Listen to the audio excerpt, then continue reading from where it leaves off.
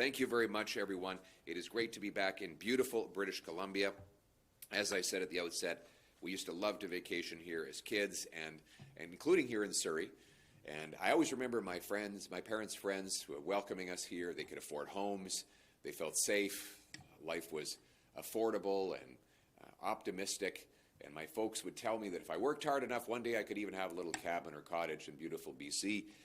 And that was the kind of optimism we grew up with in Canada.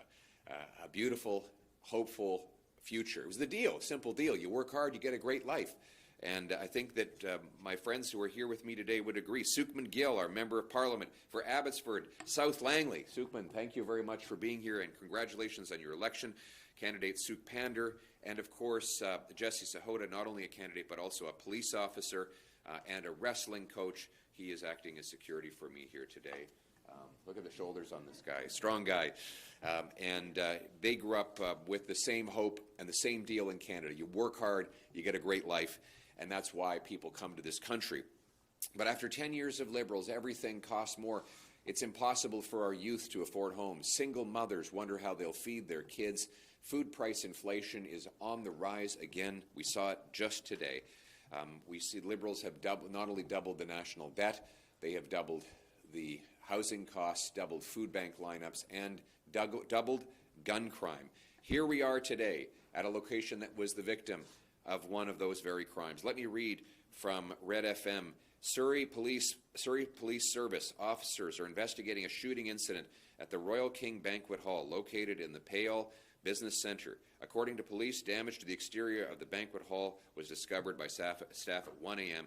on July 21st, 2025, where it was confirmed that the damage was consistent with gunfire. So this is just one of the many examples of the 330% increase in extortion-related crimes since Liberals lowered the penalty for extortion. They removed mandatory prison sentences for extortion with a gun. No wonder crime is raging out of control. Crime, costs, immigration, housing prices are all out of control after 10 years of Liberals, and Mark Carney promised to be different. Instead, everything is worse. The deficit is worse under Carney than it was under Trudeau. The crime is rising under Mark Carney. Our economy is falling, with $60 billion of net investment fleeing our country since he became Prime Minister. Not a single new pipeline, so not a single new proposal for an LNG plant or nuclear plant or port expansion has been made since Mark Carney took office, promising that he was going to reverse weak Liberal economic policies. In fact, he has given a gift to President Trump as $60 billion of Canadian investment has fled the country in less than the half a year since Mr. Carney took office. And speaking of trade, he promised he could handle Trump. He said that he could negotiate a winning deal. So far, American tariffs have doubled on Canada, and we're now losing a trade war with China, which is hammering our farmers and fish harvesters. As Mark Carney fails abroad, Canadians pay the price here at home. And nowhere is this more true than in the area of crime and chaos. Mark Carney has not only failed to change a single Liberal law he sent his MPs home for the summer with crime up, inflation up, the deficit up, and elbows down, and not a one action taken to reverse the Liberal crime chaos that we came to expect under his predecessor. And he put in charge of crime his two most incompetent ministers. First, he's got Sean Fraser as the Justice Minister. This is the immigration minister who caused the immigration crisis, and the housing minister who caused the housing crisis. And now because of those failures, he's in charge of law and order. And then he's got a public safety minister who doesn't even know what a gun license is. So how can he fight gun crime? The incompetence that you have to have as a prime minister to name such terrible ministers would be laughable if it weren't so terrifying, because the people behind me today are paying the price for this insanity. And that is why Conservatives are setting our priorities for the fall session. We want stronger take-home pay that buys more affordable goods, Safer communities by locking up criminals. Secure borders with immigration that is under control and drugs and guns kept out of our country. And a self-reliant Canada that produces more of its own goods and reaches overseas markets so that we're no longer so helplessly reliant on one market. That is our priority. Stronger take-home pay, safer streets, secure borders, a self-reliant Canada. And that is what we will be fighting for in the fall session. But it starts with safety. And that's why today I am announcing a Conservative action plan to counter the Liberal extortion crisis.